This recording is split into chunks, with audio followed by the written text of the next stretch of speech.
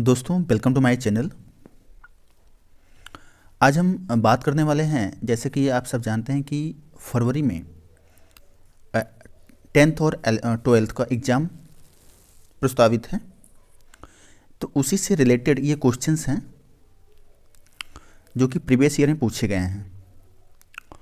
पहले हम समझते हैं ये इसका टाइप क्या है, क्वेश्चन का टाइप क्या है, इसको हम समझेंगे अच्छे से। बच्चे ये नहीं समझ पाते कि पूछ क्या रहा है, ये हो क्या रहा है। अगर उन्हें पूरा ग्रामर का नॉलेज नहीं है अच्छे से तो चीज़ें नहीं बता पाते। तो हम इसे समझते हैं। पहले लिखा है, from the given 4 alternative choose the most appropriate word और phrase that best complete the sentence. ये कह रहा है कि जो भी ये सेंटेंस दिया गया है, इस सेंटेंस में ये पार्ट ऑफ स्पीच को पूछता है। और किसी भी पार्ट ऑफ स्पीच को वर्ड कहा जाता है, ये आप जानिए पहले। जैसे नाउन एक वर्ड है, प्रोनाउन भी एक वर्ड है, एडजेक्टिव भी एक वर्ड है, एडवर्ब एक वर्ड है, इसे हम एक वर्ड बोलते हैं। फ्रेज क्या होता है? फ्रेज अपना एक फुल मीनिंग नहीं देता है, किसी ना किसी प्रीपोजिशन के साथ होता है, कंप्लीट मीनिंग नहीं होता फ्रेज का। तो वर्ड मतलब यदि सेंटेंस ये लिखा गया है, इसमें किसी शब्द को मार्क कर दिया जाए कि गुड क्या है, स्पीक क्या है, माई क्या है या इंग्लिश क्या है, ऐसे किसी भी वर्ड को मार्क करके ये पूछ सकता है कि पार्ट ऑफ स्पीच में क्या है। बात समझ में आया? ऐसे आपके क्वेश्चंस आते हैं। तो चलिए हम सॉल्व करते हैं, एक एक करके अच्छे समझते हैं। पहला क्वेश्चन है, my sister speaks good English, which word is verb. ये कह रहा है, सेंटेंस लिखा है, आगे पूछ रहा है व्हिच वर्ड इज वर्ब। इस सेंटेंस में my sister speaks good English में कौन सी क्रिया है, ये पूछ रहा है क्रिया कौन सा है। तो जैसा कि आप जानेंगे, माई सिस्टर आपका सब्जेक्ट हुआ, स्पीक आपका वर्ब हुआ मतलब क्रिया हुआ, गुड आपका एडजेक्टिव होगा, इंग्लिश आपका ऑब्जेक्ट अर्थात नाउन होगा। तो हमारा आंसर होगा स्पीक। तो स्पीक ये पूछ रहा है, स्पीक ही हमारा क्या है? वर्ब है। इसका मतलब हमारा ऑप्शन क्या होगा? बी होगा। आगे देखते हैं हम। Verb are one type of word. देखिए, वर्ब्स मतलब क्रिया, आर मतलब है, वन टाइप एक टाइप है ऑफ वर्ड शब्दों का। हमने पहले ही बताया कि noun, pronoun, verb, adverb, preposition, conjunction जो भी हैं, इन सबको हम वर्ड कहते हैं और सबको मिलाकर के हम फिगर ऑफ स्पीच कहते हैं। तो ये कह रहा है कि verb are one type of word and are another type of word, मतलब इसके स्थान पे हम क्या भरें। देखिए, अगर वर्ब आपकी एक वर्ड है, वर्ब आपका एक वर्ड है, तो नाउन भी आपका एक वर्ड है, नाउन प्रोनाउन भी एक वर्ड है। ठीक, तुम्हारा आंसर क्या होगा? Option A. नेक्स्ट क्वेश्चन देखते हैं। कह रहा है कि how many different types of word और part of speech does English have. How many different type of word, कितने टाइप के वर्ड होते हैं, इसका मतलब है हाउ मेनी डिफरेंट टाइप, कितने अलग अलग टाइप के वर्ड होते हैं। तो हमने बताया कि नाउन से लेकर के इंटरजेक्शन तक जो भी हैं, इन्हें सब वर्ड कहा जाता है और जिनकी संख्या कितनी होती है? 9 होती है। जिनकी संख्या क्या होती है? 9 होती है। तो हमारा आंसर क्या होगा? Option C, 9। अगला देखते हैं हम। कह रहा है different part of speech have different job, what do you verb like, run and learn do. ये कह रहा है डिफरेंट पार्ट ऑफ स्पीच, अलग अलग प्रकार के पार्ट ऑफ स्पीच हैं, डिफरेंट जॉब अलग अलग काम करते हैं। व्हाट डू वर्ब क्रिया क्या करती है, जैसे रन एंड लर्न डू।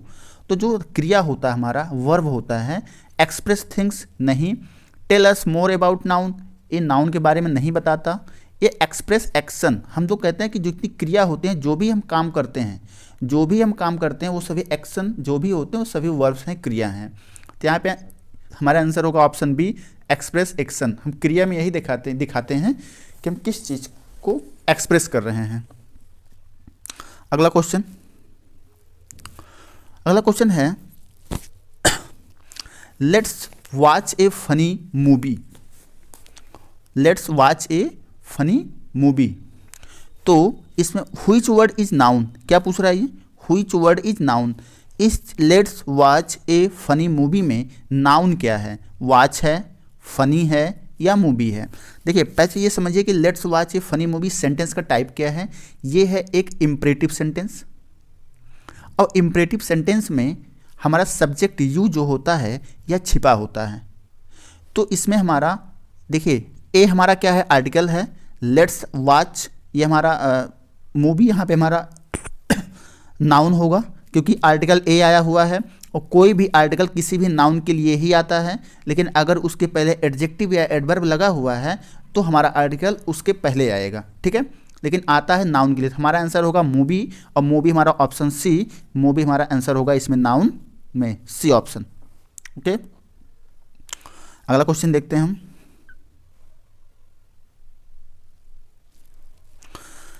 कह रहा है do you like your new teacher, which word is an adjective. देखिए एडजेक्टिव क्या होता है पहले समझो। एडजेक्टिव जो होता है, एडजेक्टिव एक किसी भी नाउन या प्रोनाउन का की क्या करती है, विशेषता बताता है। क्या करता है, किसी भी नाउन या प्रोनाउन की विशेषता कौन बताता है, एडजेक्टिव बताता है, एडजेक्टिव बताता है। तो अब इसमें हम देखें do you like your new teacher, क्या तुम पसंद करते हो अपने नए टीचर को। तो टीचर को क्या इंडिकेट कर रहा है, कैसे टीचर हैं आपके, नए टीचर हैं, कैसे टीचर हैं, नए टीचर हैं। तो आपका एडजेक्टिव क्या हुआ, टीचर की विशेषता बता रहा है, टीचर यहाँ पे नाउन है और टीचर आपका कैसा है, नया है, तो आपका एडजेक्टिव क्या होगा, न्यू होगा, ऑप्शन बी। अगला question, adjectives are words. Adjective are है वर्ड्स मतलब शब्द, एडजेक्टिव एक शब्द है, लाइक तरह, जैसे hot and loud, that tells us more about. That वह, टेल बताता है, अस हमें, मोर अबाउट किसी के बारे में। अब हमने इसके पहले अभी जस्ट आपको बताया कि एडजेक्टिव किसके बारे में बताता है, नाउन की ही तो विशेषता बताता है।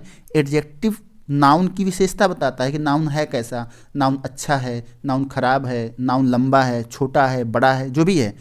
तो यही पूछ रहा है कि जो हमारा एडजेक्टिव है ये किसकी विशेषता बताता है, तो हमारा आंसर क्या होगा, नाउन, ऑप्शन ए, नाउन की विशेषता बताता है। अगला question, another part of speech is adverb. Another मतलब दूसरा, पार्ट ऑफ स्पीच है क्या, एडवर्ब भी एक पार्ट ऑफ स्पीच है। These are words like quickly, जैसे क्विकली एक वर्ड है जो कि एडवर्ब कहा जाता है। क्वाइटली एक वर्ड है जो एडवर्ब कहा जाता है। टेल अस मोर अबाउट किसके बारे में बताता है, तो जो हमारा एडवर्ब होता है यह वर्ब के बारे में विशेषता बताता है। एडवर्ब क्रिया की विशेषता बताता है, वर्ब की विशेषता बताता है। हमारा ऑप्शन क्या होगा, बी होगा। अगला क्वेश्चन देखते हैं हम। क्वेश्चन कह रहा है कि I always study hard before a test, in this sentence which word is adverb. बताइए इसमें क्या होगा एडवर्ब। इसमें हमारे ऑप्शन है स्टडी नहीं होगा, क्रिया है, टेस्ट देना, हार्ड हमारा, इसमें क्या होगा, ऑप्शन बी, हार्ड जो है हमारा क्या होगा, एडवर्ब होगा, हार्ड हमारा एडवर्ब होगा। अगला क्वेश्चन देखते हैं हम। लिखा है the test was not difficult so I passed easily, the word difficult is. अब आ जाओ डिफिकल्ट है क्या यहाँ पर। The test was not difficult, difficult मतलब कठिन है क्या, टेस्ट, टेस्ट की ये विशेषता बता रहा है कि टेस्ट कैसा है, कठिन है, अर्थात तो डिफिकल्ट क्या हो जाएगा, हमारा एडजेक्टिव हो जाएगा, क्या हो जाएगा, एडजेक्टिव हो जाएगा, ऑप्शन सी। अगला question, I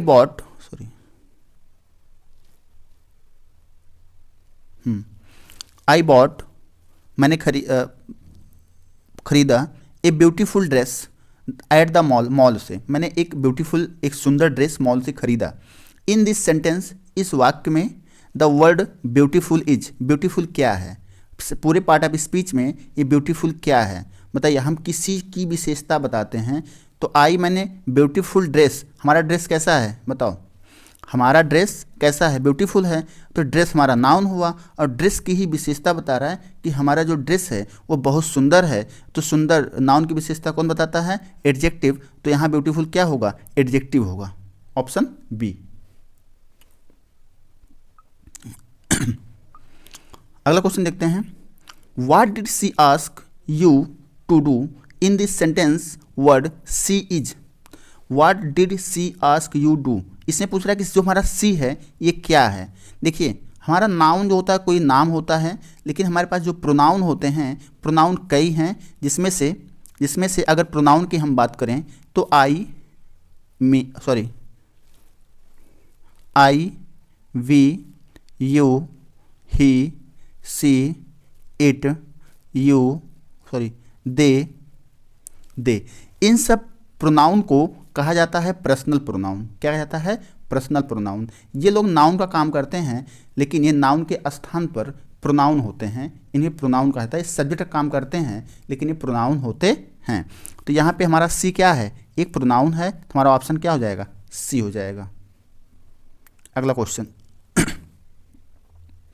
I left my shoes under the kitchen table. I left मैंने छोड़ दिया है, रख दिया है, माई शूज अपना शूज, अंडर नीचे, the kitchen table kitchen table के नीचे। अच्छा मैं अपना शूज कहाँ रखा हूँ ये कौन डिसाइड कर रहा है, अंडर बता रहा है कि किचन टेबल के नीचे है कि किचन टेबल के ऊपर है कि बगल है, कौन बताएगा, ये अंडर बता रहा है। तो जो नाउन की जो है स्थिति बताए कि वो है कहाँ पर, किचन टेबल के नीचे शूज कहाँ पर है, जो स्थिति बताए उसे कहा जाता है प्रीपोजिशन। जो पोजीशन की स्थिति बताए, पोजीशन मतलब क्या होता है, स्थिति, तो जो पहले की स्थिति बताए उसे प्रीपोजिशन। हमारा ऑप्शन क्या होगा, बी होगा।